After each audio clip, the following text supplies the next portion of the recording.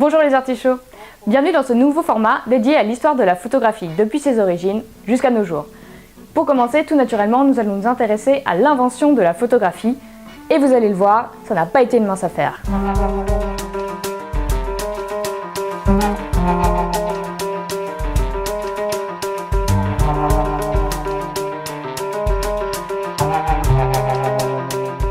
L'idée de photographie, c'est-à-dire d'enregistrer de manière durable une image fidèle du réel, c'est un fantasme que l'homme a depuis très longtemps et qui est rendu possible au XIXe siècle grâce à différentes découvertes. Car la photographie fait intervenir des phénomènes physiques et chimiques complexes, tellement complexes que certains d'entre eux seront expliqués plus d'un siècle après son invention. La première découverte mise en jeu dans le procédé photographique, c'est la camera obscura.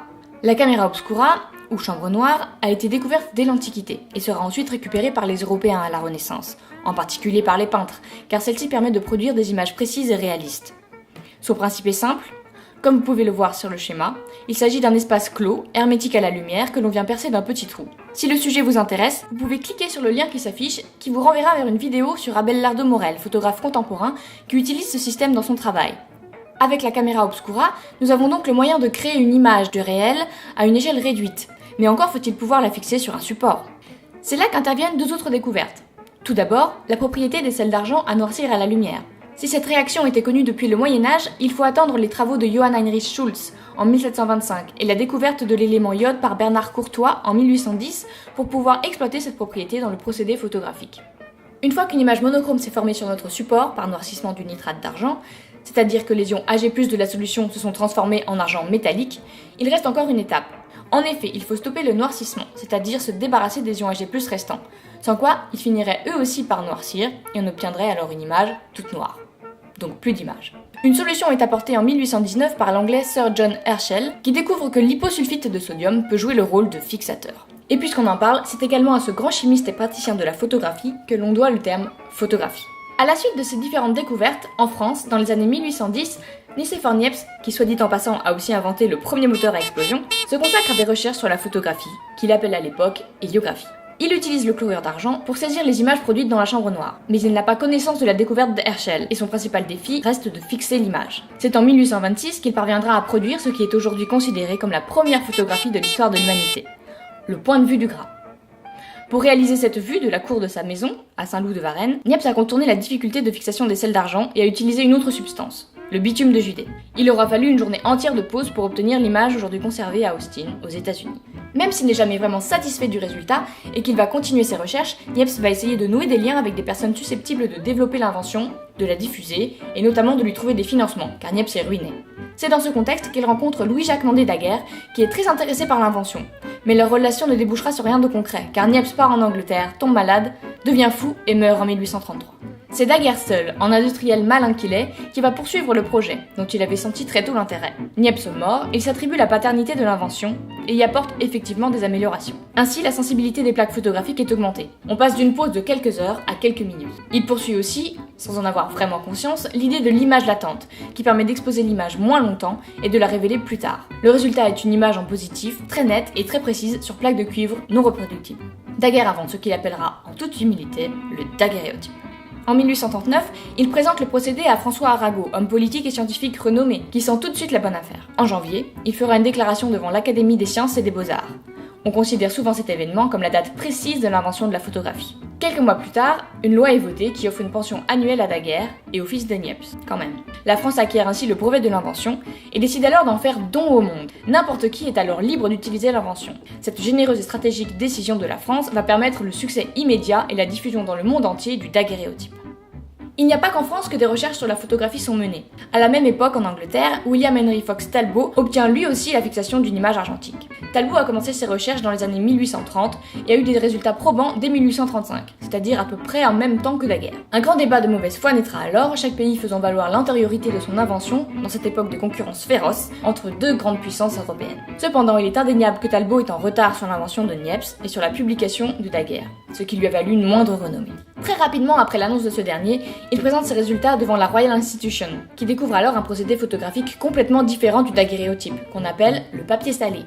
Ce procédé fonctionnait surtout par contact, c'est-à-dire en déposant directement sur la surface sensible l'objet que l'on voulait reproduire. La grande invention de Talbot, c'est surtout le négatif. Rappelons-nous que les sels d'argent noircissent à la lumière. Ainsi, l'image obtenue est noire, là où la lumière n'a rencontré aucun obstacle, blanche, à l'endroit où se trouvait l'objet à reproduire, et en degré gris dans les zones entre deux. Talbot utilise ce négatif pour obtenir par contact un grand nombre de positifs. En cela, il est aussi à proprement parler un inventeur de la photographie, si l'on estime que le procédé négatif-positif et surtout la reproductibilité de la photographie sont à la base de la photographie argentique moderne. De même, il est notable que le papier salé de Talbot est le premier procédé photographique sur papier, et que jusqu'à l'invention des procédés numériques, le papier a été le support privilégié de la photographie. Talbot fera l'erreur de poser un brevet sur son invention, brevet qui freinera largement son évolution et sa diffusion, notamment au profit de l'invention française, qui elle était gratuite. En 1854, Talbot décidera toutefois de ne pas prolonger son brevet. Le calotype connaîtra alors de belles années, notamment en France, où le procédé est amélioré. Mais très vite, il disparaîtra au profit d'un procédé plus rapide et plus précis, le collodion humide sur plaque de verre. Lorsque l'on énumère la liste des inventeurs de la photographie, on oublie bien souvent de citer Hippolyte Bayard. Pourtant, celui-ci a bel et bien inventé la photographie, si l'on entend par là qu'il a découvert ce procédé, alors qu'il ne le connaissait pas d'autre part. Un peu comme si vous inventiez le théorème de Thalès, la pétanque ou la théorie de la relativité, avant de vous apercevoir que c'était déjà fait. On pourrait dire ça, Bayard a découvert la photographie, il ne l'a pas inventée. Cela s'est joué à vraiment peu de choses. Il présente son invention à l'Académie des sciences et des beaux-arts en 1839, la même année que Daguerre, mais avec quelques mois de retard.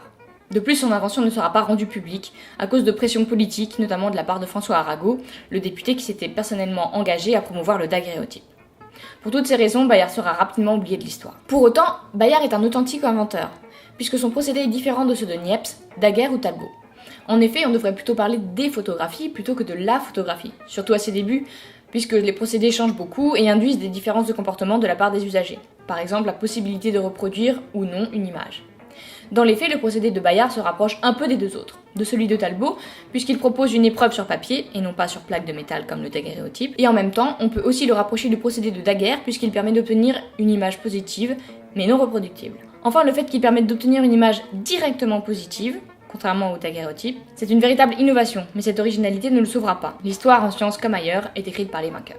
Par ailleurs, rendons hommage à Bayard, qui est le seul des 4 inventeurs de la photographie qui, en tant que photographe, laisse une œuvre abondante et variée. Il est à l'époque très actif, c'est le premier à organiser une exposition de photographie. Mais c'est surtout avec sa photographie Autoportrait en noyer, réalisée en octobre 1840, que le nom de Bayard restera gravé dans l'histoire de la photographie pour toujours. Pour protester devant l'indifférence par laquelle tout le monde le traite, il réalise une photographie le représentant comme noyé. Cette image est la première photographie de fiction, et c'est extrêmement intéressant puisque depuis ses origines, la photographie a été présentée par certains sous l'angle de l'objectivité et de la prétention à dire la vérité. Comment une invention peut-elle avoir plusieurs inventeurs ? En fait, il faudrait poser la question dans le sens inverse. Comment peut-on considérer qu'une invention n'a qu'un inventeur ? La photographie nous montre bien que, de même que le moteur à vapeur avait été imaginé dès l'Antiquité, la photographie a une longue histoire derrière elle. Elle nous montre bien aussi comment le bouillonnement du 19e siècle peut donner lieu à des découvertes similaires à plusieurs endroits sans que personne ne communique ces techniques. Ainsi, Niepce avant tous, l'inventeur maudit, puis Daguerre, le rusé commerçant, et Talbot, le découvreur du négatif, ont tout autant été inventeurs de ce que nous appelons aujourd'hui la photographie qu'Hippolyte Bayard, l'homme de l'ombre et l'expérimentateur invétéré. Voilà les artichauts, ce premier épisode se termine ici. On espère que ça vous aura intéressé, que ça vous aura plu. Si c'est le cas, n'hésitez pas à nous laisser des commentaires, ça nous fait toujours plaisir. Et surtout, n'hésitez pas à partager, diffuser la vidéo sur les réseaux sociaux comme Facebook, Twitter, etc. Et donc on se retrouvera très prochainement pour un deuxième épisode de l'histoire de la photographie consacré aux expérimentations et évolutions des procédés photographiques tout au long de la deuxième moitié du 19e siècle. Ciao les artichauts!